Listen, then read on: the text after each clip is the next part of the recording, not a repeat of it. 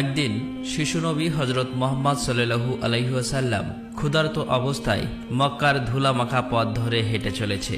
কিছুটা দূরে ছিল আবু জাহেলের খেজুর বাগান। আবু জাহেল এক ইহুদি ব্যক্তিকে নিয়ে খেজুরগুলো একটি বস্তায় ভর্তি করছিল। শিশু নবী মুহাম্মদ সাল্লাল্লাহু আলাইহি ওয়াসাল্লাম তখন ক্ষুধার্ত ছিল, তাই ক্ষুধা নিবারণের জন্য দুটি খেজুরের আশায় আবু জাহেলের খেজুর বাগানের দিকে যেতে লাগলো। শিশু নবী মুহাম্মদ সাল্লাল্লাহু আলাইহি ওয়াসাল্লাম ধীরে ধীরে সেই খেজুর বাগানে হাজির হলেন এবং আবু জাহেলকে সালাম দিয়ে বিনয়ের সঙ্গে বললেন, চাচা যান, আমার খুব ক্ষুধা পেয়েছে, আমাকে দুটি খেজুর দিতে পারবেন? তখন আবু জাহেল তাচ্ছিল্য ভরা চোখে তাকিয়ে বলল, হে মুহাম্মদ, তোমাকে খেজুর দিতে পারি, কিন্তু একটি শর্ত আছে। ওই যে ব্যক্তিটি দাঁড়িয়ে আছে তার কাছে বস্তা আছে, ওইগুলো তুমি মাথায় করে নিয়ে আমার বাড়িতে দিয়ে আসো, তাহলে তুমি খেজুর পাবে। তখন শিশু নবী সাথে সাথে ওই ইহুদি ব্যক্তির কাছে চলে গেলেন। ইহুদি লোকটি তাকে অবাক হয়ে দেখে বললেন, হে বালক মুহাম্মদ, তুমি কি জন্য এসেছো? শিশু নবী মুহাম্মদ সাল্লাল্লাহু আলাইহি ওয়াসাল্লাম বললেন, আমি এই বস্তা মাথায় করে নিয়ে যাব।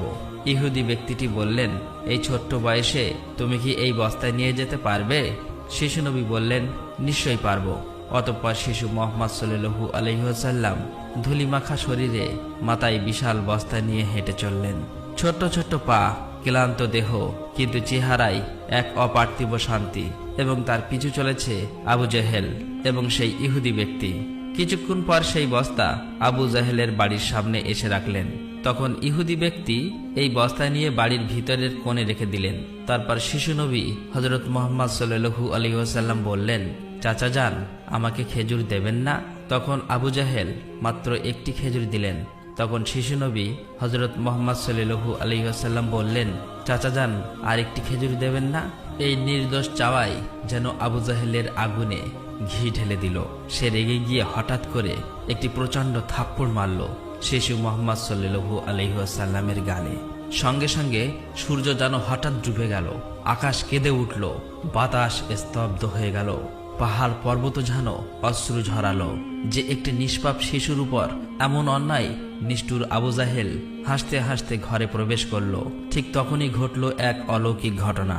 খেজুর ভর্তি বস্তার মুখ খুলতেই আবু জাহেল হতবাক হয়ে গেলেন। আবু জাহেল দেখল বস্তার সমস্ত খেজুরগুলো ছোট ছোট পাথর হয়ে গেছে। চোখের সামনে এমন অলৌকিক ঘটনা দেখার পর সেই ইহুদি বিস্ময়ে হতবাক হয়ে গেল। এই দৃশ্য দেখে সেই ইহুদি ব্যক্তি থমকে দাঁড়ালেন। এমন অলৌকিক ঘটনার কথা জানানোর জন্য ইহুদি ব্যক্তিটি দ্রুত তাদের নেতার কাছে ছুটে গেল, কিন্তু নিষ্ঠুর অত্যাচারী আবু জাহেল তখন ঘর থেকে